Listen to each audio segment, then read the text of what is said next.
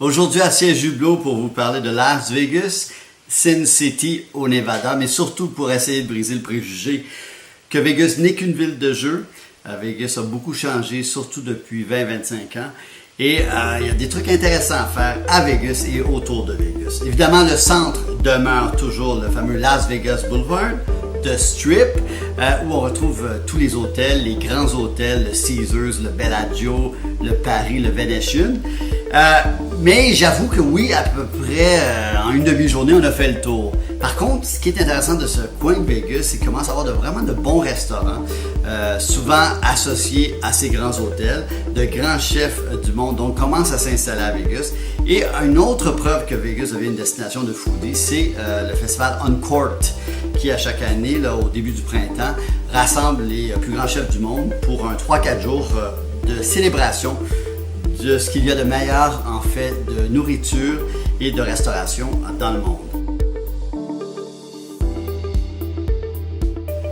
Par contre, mon coin préféré demeure ce qu'on appelle le Vieux Vegas, autour de Fremont, plus au nord, dans les années 60. C'était le cœur de Vegas.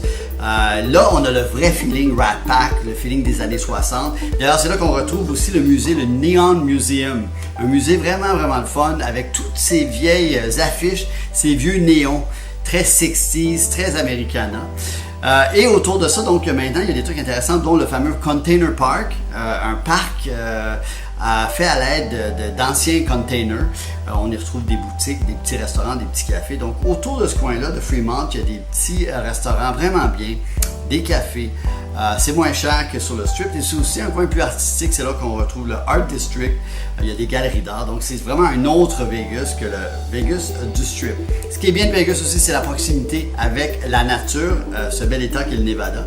Des sorties, par exemple, on peut aller au fameux Hoover Dam, un des barrages les plus spectaculaires d'Amérique du Nord, construit entre 1931 et 1936.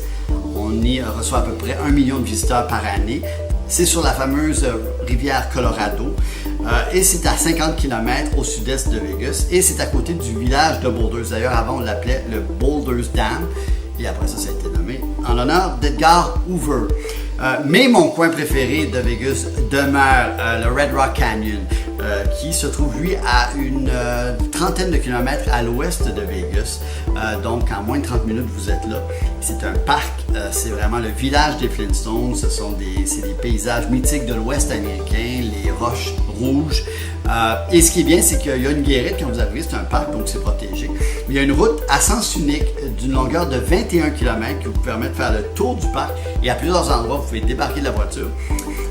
Il y a des petites pauses où on peut prendre de superbes photos de la région et c'est vraiment donc un autre paysage que cette fameuse strip du cœur de Vegas. Donc Vegas, c'est une destination à connaître, sortir de sentiers battus et vous pouvez avoir beaucoup de plaisir même si vous ne jouez pas au casino.